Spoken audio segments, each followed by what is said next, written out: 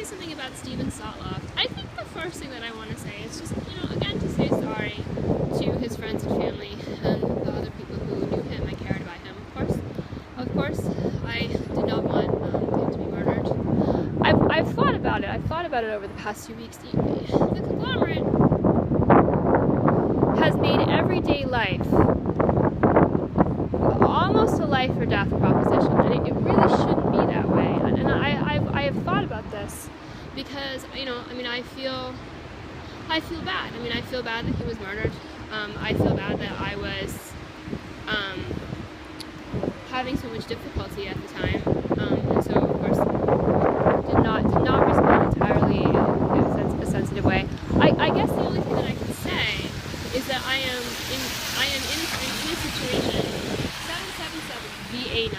I'm on a side street to make this video, and here this car probably has followed me down the street, and there were other cars like that today. It's quite awful, and I was and still am in a situation where the pressures are crushing pressures that I am never able to. Nobody could live like this and not have distortions in their thinking and their feeling. Then I guess the way that I finally worked it out in terms of thinking about it, I don't have his death on my conscience. I did not kill him. I'm not responsible for the conglomerate's insanity and the way that it's horrible aggression towards women and children and everyone else who it feels like attacking. Just this constant hysteria. The conglomerate really has created a type of hysteria and seems to be constantly trying to keep things at that emotional level. Hysterical, not thinking, not reasonable, constantly making rationalizations for really, really aggressive behavior that has no purpose and nothing, no goal except for harming people.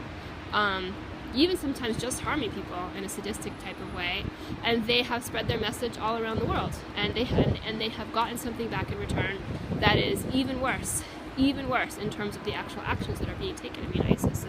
ISIS is clearly a murderous and sadistic organization.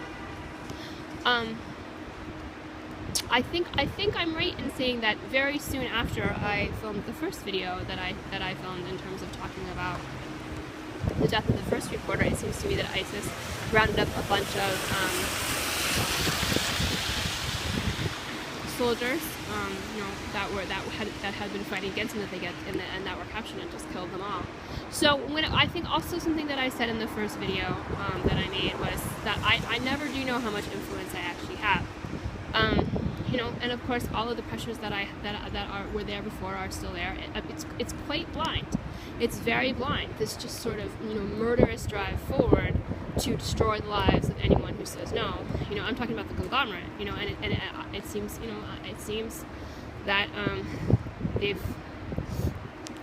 I'm not going to say the conglomerate created ISIS, but certainly everything that I have said about the conglomerate and its behavior. And the way that it not only is it violent, but it also is a costly waste of time and money, very destructive, and while everyone is sort of just working to continue to keep things at this hysterical level and deprive people of their civil rights, all sorts of other bad things had a chance to flourish in the world, and that's what you're dealing with now 4 years later. So I truly am sorry. I was not trying to hurt anyone. I am, certainly I'm sure I'll have to be in the hospital again a number of times for the rest of my life because of what the conglomerate has done to me, because of injuries that have been done to me that they're never going to go away. It's like being in a car accident. You try to cope with it the best you can afterwards, but that's all you can do.